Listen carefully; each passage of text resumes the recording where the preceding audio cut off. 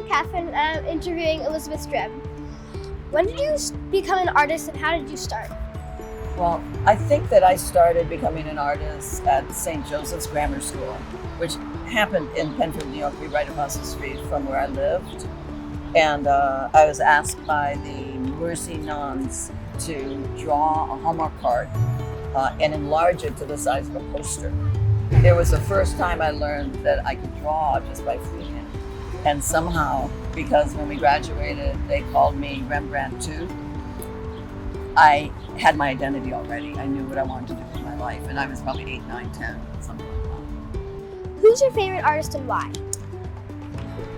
Who's my favorite artist and why? That is one of the hardest questions. Because, do you mean visual artist, performing artist, writer? Performing artist. Performing artist.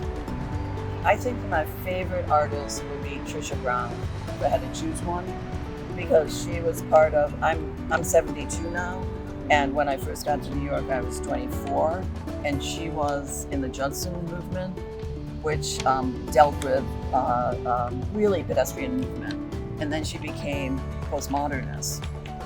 But what Trisha did that I saw, maybe Merce Cunningham did, etc., but she was a woman, and she led this movement, and she invented movement because of how she felt in her body. And so for me, the invention of action that has never been seen before became sort of the code hook that I hung my ideas on. And I wanted to investigate, what I thought had never been done on every level. What inspires you to make art? Well, I think that what inspires me to make art is my compulsion to do it.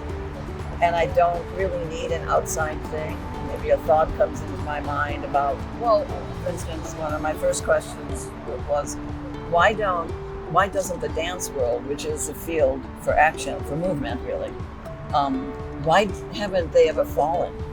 Why do they always stand, on the bottoms of their feet, right side up?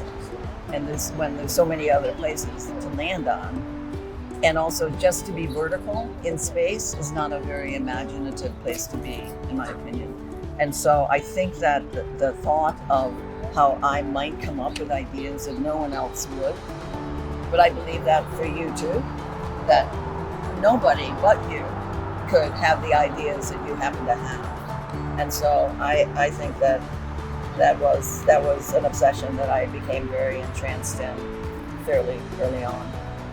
Thank you, Elizabeth. Thank you so much. That was such a pleasure to be standing here and answering your questions. I hope I did them the proper amount of respect. Do you think I answered all of them? Thank you.